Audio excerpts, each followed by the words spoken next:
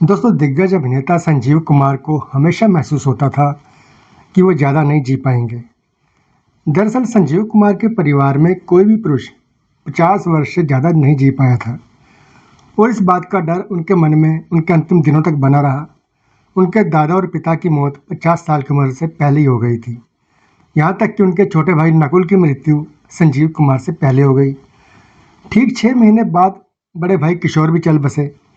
संजीव कुमार का डर सच साबित हुआ और उन्होंने भी महज 47 साल की आयु में ही 6 नवंबर 1985 को इस दुनिया को अलविदा कह दिया। हालांकि संजीव कुमार को अपनी मौत से 5-6 साल पहले ही हार्ट अटैक आ चुका था, जिसके बाद उनकी हार्ट सर्जरी करनी पड़ी थी। बाद में वे ठीक होने के बाद फिर भी फिल्में करने लगे। संजीव कुमार यानी हरिहर जरीवाला जी के भतीजे उदय जरीवाला ने साल 2023 में दैनिक भास्कर को दिए एक इंटरव्यू में बताया था कि संजीव कुमार के कमरे में हर किसी को जाने की इजाज़त नहीं थी। उनके कमरे में घंटी लगाई गई थी। एक्टर जब घंटी बजाते तो वही कोई अंदर जाता था। संजीव कुमार कमरे में हर किसी को जाने की इजाज़त नहीं थी। पूरी एहतियात और परहेज के साथ ही संजीव कुमार ने 5 साल निकाल दिए और उन्होंने फिल्मों की शूटिंग भी शुरू कर दी थी। लेकिन 5 नवंबर 1985 को समय बदल गया। उस दिन वे फिल्म कत्ल की शूटिंग और फिर डबिंग का काम करने के बाद रात को पार्टी में चले गए और फिर वहाँ से प्रोड्यूसर नारी सिप्पी की बेटी के घर खाने पर चले गए। वहाँ से सुबह 4 बजे लौटे। उदय जरीवाला ने बताया कि हाउस कीपर को लगा शायद संजीव कुमार सुबह देर से उठेंगे, यही सोचकर किसी ने उन्हें उठाया नहीं। थोड़ी देर बाद संजीव कुमार के साथी जमुना दास जी आए और उनके कमरे में गए तो देखा कि संजीव कुमार उल्टियाँ कर रहे थे। उनकी हालत देख जमुना दास तुरंत डॉक्टर को लाने के लिए भागे। इसी बीच अभिनेता सचिन पिलगांवकर, जो अक्सर संजीव कुमार जी से मिलने आया करते थे, यूं ही उनका हालचाल पूछने आ पहुंचे। उन्हें सारी बात पता चली और देखा कि वहां मौजूद लोग संजीव कुमार के कमरे में जाने से डर रहे हैं, तो उन्होंने बिना देरी किए कमरे का दरवाज़ा खोला और देखा कि संजीव कुमार जमीन पर पेट के बल पड़े थे। उनकी बगल में सॉर्बिट्रेट टैबलेट की शीशी पड़ी थी।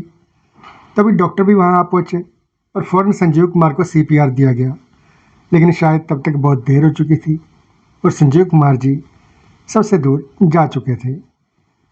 उदय जरीवाला ने इंटरव्यू में अपने परिवार में होने वाली इन घटनाओं पर भी बात की।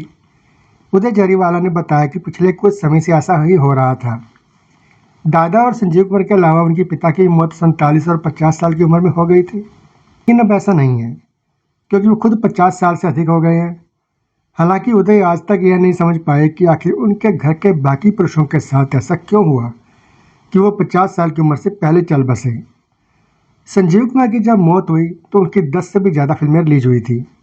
उनकी आखिरी फिल्म प्रोफेसर की पड़ोसन साल 1993 में रिलीज हुई थी। अपने करियर में एक से बढ़कर एक किरदार निभाने वाले संजीव कुमार खुद को बड़ी ही आसानी से हर रंग में ढाल लेते थे।